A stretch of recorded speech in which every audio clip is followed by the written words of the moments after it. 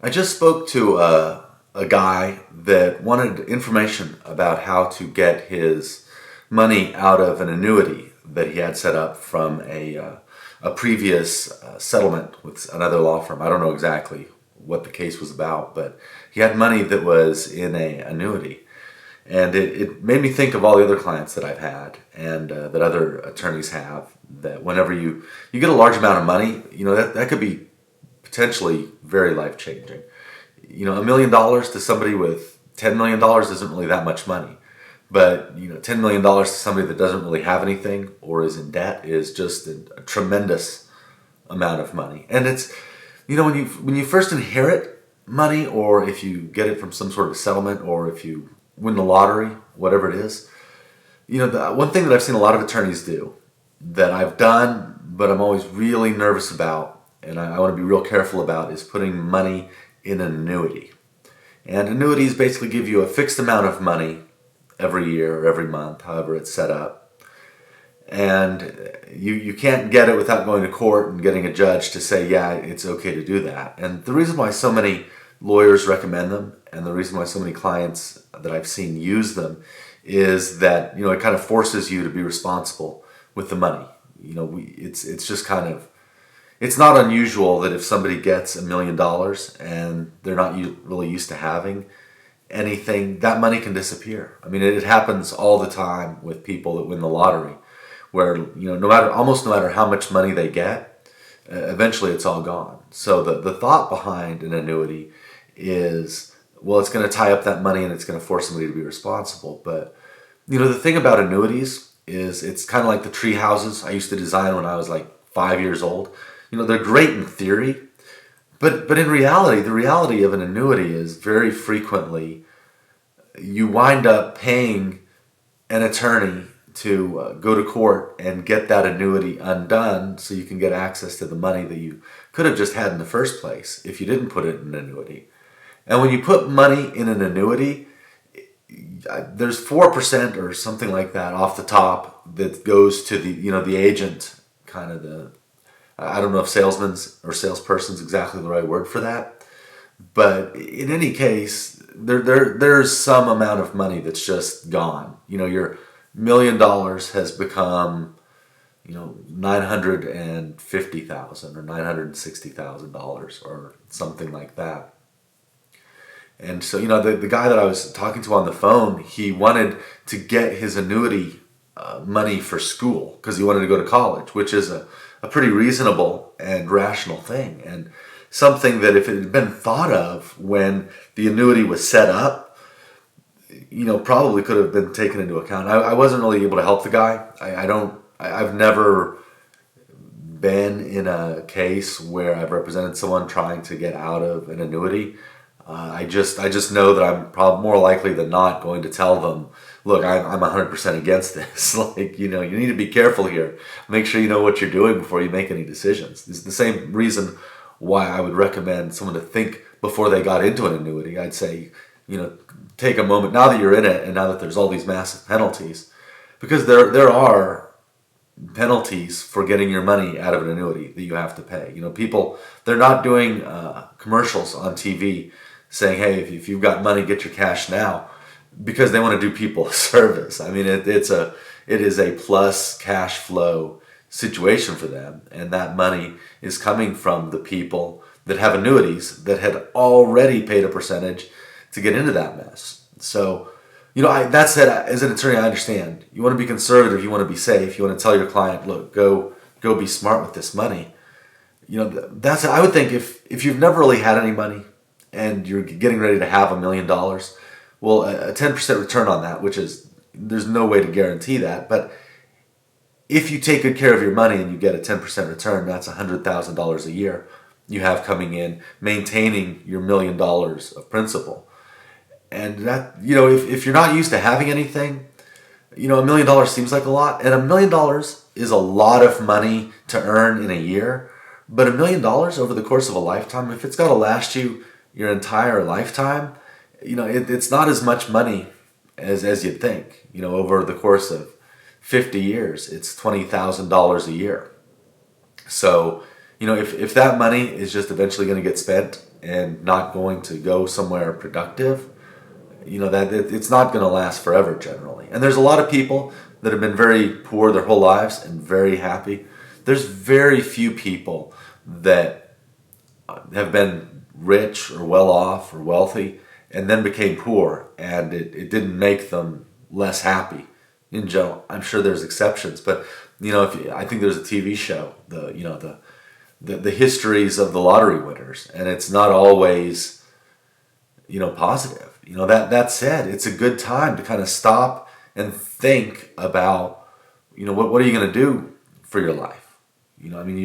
If you're a doctor and you're making, I don't know, $500,000 a year, I'm not exactly sure how much doctors make, but depending on the doctor, if you're making $500,000 a year, $1 million isn't necessarily so much money that it needs to become your life, keeping it safe. But if you've been out of work and now you've got $1 million, and a 10% return on that $1 million is going to give you $100,000 a year, it probably is a pretty good time to kind of stop and think what you want to do.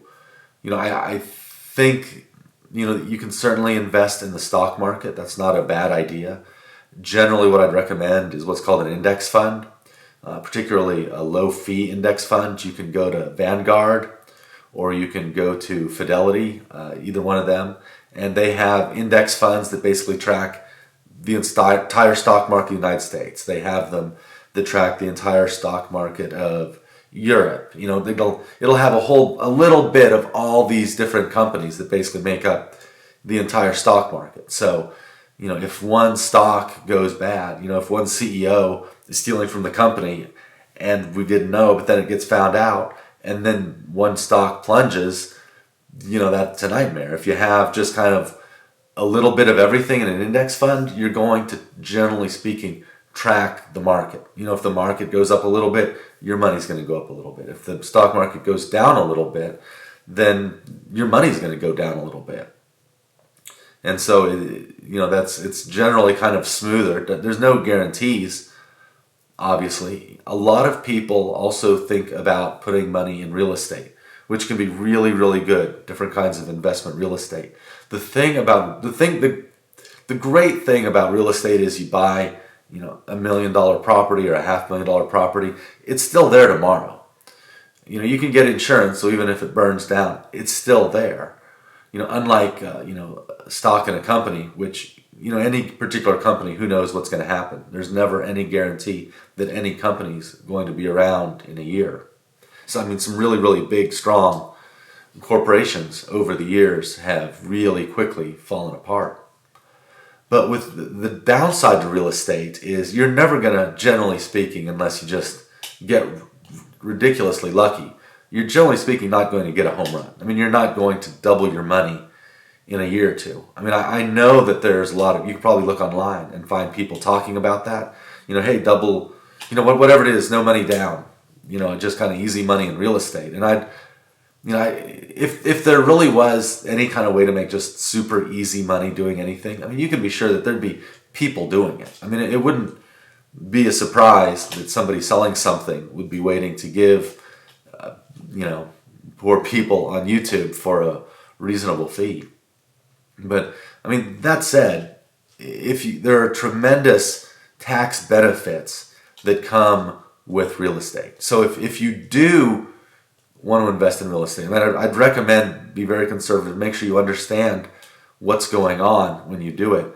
Also be aware of the multiple tax advantages you can have with real estate. If you have, for example, what's called a 1031 exchange, and I'm sure that there's a lot of videos, but there's a section of the tax code, section 1031, that basically says if you trade one type of investment property, real estate, for another, within the United States, you could have a shopping mall in Wyoming and you can sell it and buy a rent house in New York, even if it's different states, then there's no what's called capital gains on that.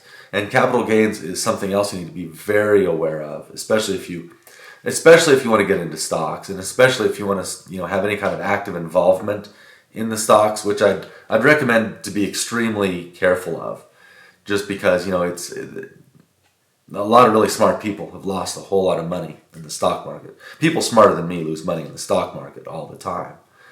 But that said, definitely be aware of short-term capital gains versus long-term capital gains. Also be aware that if you're single and you make less than $40,000 a year, more or less, I think it's like $40,400, or if you're married and you make double that, basically $80,800 a year, that you can take capital gains out tax-free, generally speaking. Long-term capital gains. Short-term capital gains get taxed at your usual tax rate, generally speaking, much harder than long-term capital gains, which is something that you've owned for at least a year. Once you learn it a year, you get better tax treatment. Not saying you should own everything you ever buy for a year. Just be aware of those tax consequences. Ultimately, don't make any decisions based on anything that I've said. I mean, there's nothing that I've said that should be anything other than just kind of something to think about before you do something, particularly before you put yourself into an annuity. I mean, make sure that if you do that you're not going to be in a position where you want to take money out of an annuity. And other than that, if you are going to do something, some sort of investing, which I'd certainly recommend over just spending. I mean, if you get $1 million and you have $1 million and you want to make sure that $1 million lasts you the rest of your life, I mean, I'll tell you, you'll be a lot happier spending $100,000 a year as opposed to spending the $1 million in however many years, and now you don't have anything. But in any case, don't make any decisions based on anything I've said. Just, these are just things you should think about. Think about long and hard. Make sure you educate yourself so you can make smart decisions with your money. Because ultimately, it's your money. No one's ever going to care about it as much as you. So you should take some time and learn about the types of investments you can make.